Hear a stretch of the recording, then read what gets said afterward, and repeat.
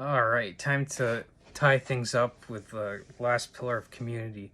So I did pull an article from Stanford, which is .org, and which talks about like communities and like the different layers, and like it goes in depth and like pretty much explains how like what is and like how communities work and everything. So basically, pillar one community is pretty much the people that you surround yourself with, and so like going through all the stuff.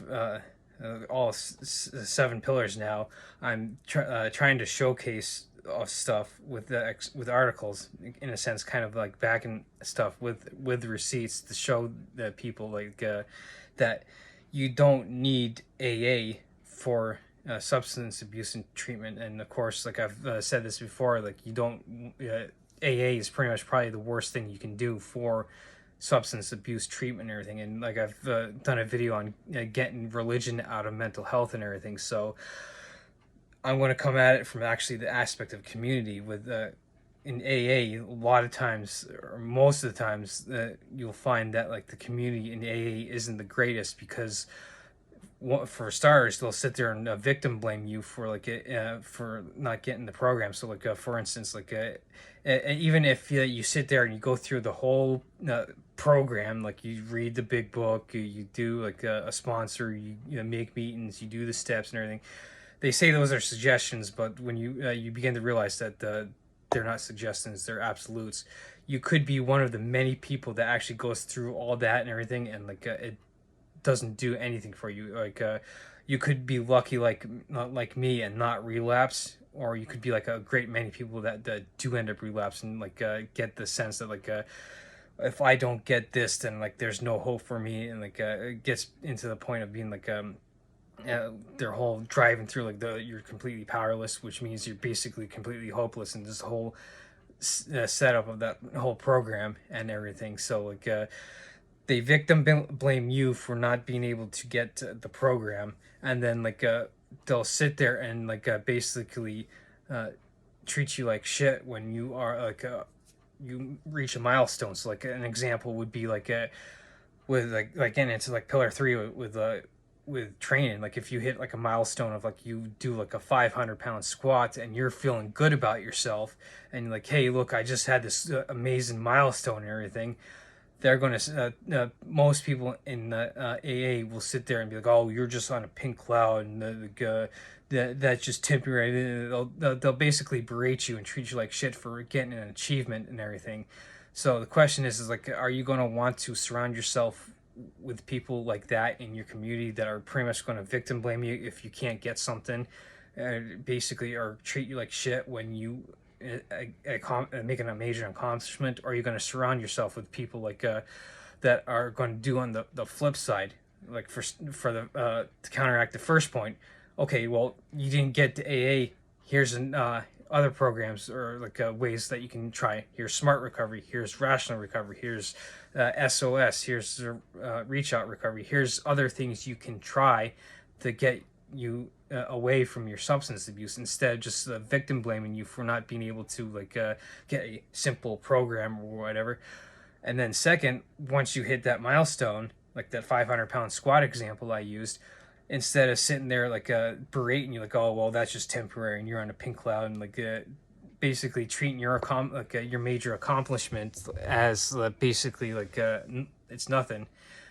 The reason why a lot of people, not just in AA, but like a lot of people that bring you down once you reach an accomplishment like that, is you're in a sense exposing their failure to act on things. Now, not they don't necessarily have to be into lifting, but what it showcases is their lack of action in a sense, going about trying to achieve success in life in whatever pursuit they do. So to counteract that, like you want to surround yourself with people in your community that like are like, you just hit a 500-pound squat, fuck yeah, like keep going, hit 525.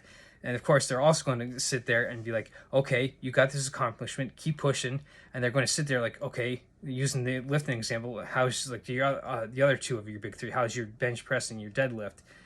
Oh, you sit there, oh, okay, they're kind of weak and everything. I'm only at 225 for my bench. I'm only at 300 for my for deadlift and everything. Like, they're going to be like, okay, you just hit this accomplishment. you can sit here and maintain that while you focus on these other two, and they're going to call you out and like, hey, look, you need to start focusing on this other stuff as well. And of course, they can also, like, in a sense, like a pillar two, like, how's your nutrition? You'd be like, oh, okay, well, I have a donut every now and then. And they're like, look, you need to like cut that shit out of there. They'll sit there and like be glad and be like very enthusiastic that you had success, and they will also sit here like, okay, here's more ways so you can start to improve overall and everything. So like it all like this is why community is the first pillar, is that it's so important, is because the phrase "you are the average of the 5 people you surround yourself with." So like I like to use the happy hour analogy. It's Friday night, you're going out to happy hour, and again, like I always ask, like when I'm using this analogy, it's like, when's the last time you've seen someone happy at a happy hour? Chances are you're not, because like people are there because they're miserable in their life and they're like all excited to get drunk or something, like, oh, it's finally the weekend, you're gonna get drunk.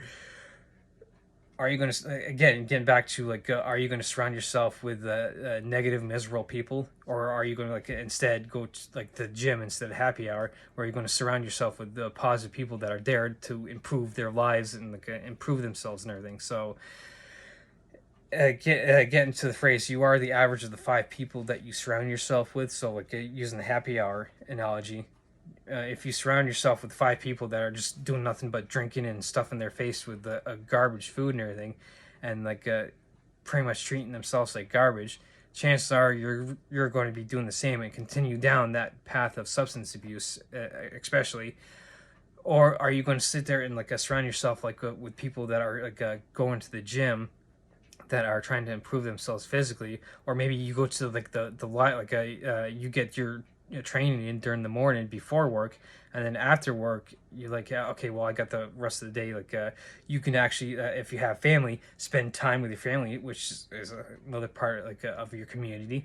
Or like someone like me, you could go and like and get into one of like your groups of friends that you're into. Like maybe you're into any type of like now I've said that getting religion out of mental health, so that way you can sit there and focus on getting yourself straight and narrow. Now if you go down later on and you get everything sorted out, you get into like, say you get into Nordic mythology or Christian mythology or something. You like to study stuff like that because like maybe you like the text and the text of like the Bible, or like the Eddas and Nordic mythology, and you want to study stuff because like you have a interest in that. Or maybe you have an interest in horror movies and you like watching that. You can get into like horror groups that like get into like watching movies like that, or reading books. Or you can go to like with books, you can go to the library and start researching like whatever topics that you're interested in. It could be like the quantum mechanics, quantum physics, or it could be engineering, it could be psychology, it could be any sort of interest that you have, which could then, in a sense, tie into your community. So you can sit there and branch off. So like you could be into role-playing games like Dungeons and Dragons, or you can be like into comic books like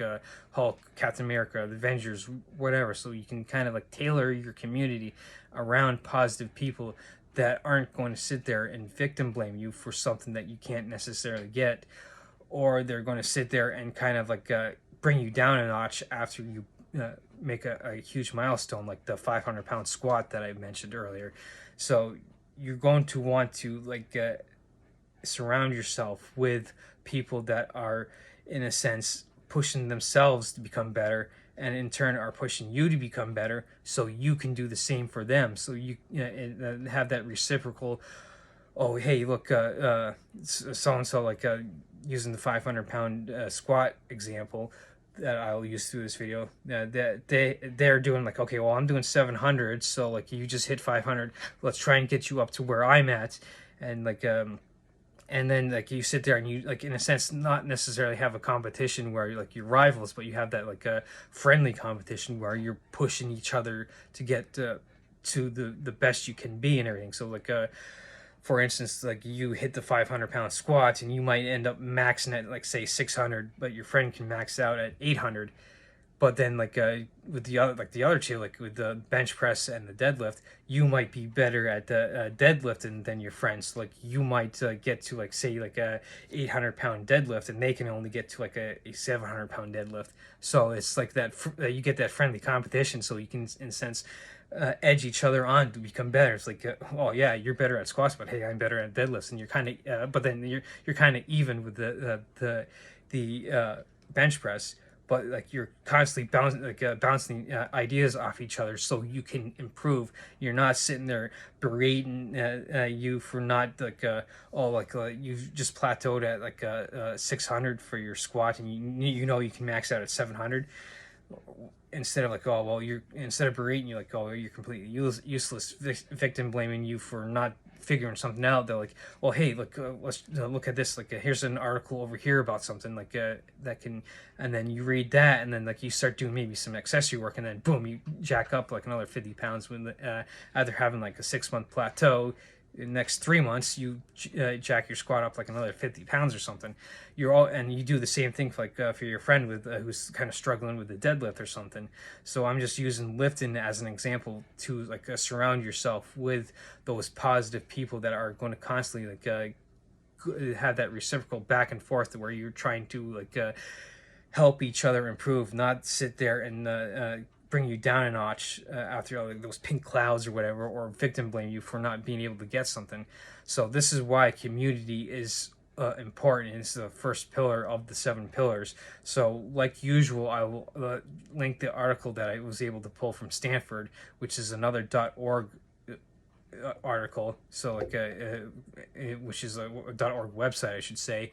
And so it's a decent website. So like I've said before, .org, .govs are usually the good ones to go to. And with .coms, you kind of want to make sure you're backing stuff up, because those can and tend to be more opinion based. So usually, like I said, with this one being a .org, it's a decent one, and especially coming from Stanford and everything. So this one is pretty much tying everything all together, and like to finish up the 7 pillars articles. And so I kind of saved a community for last, which is probably one of, if not the most important part of all of them.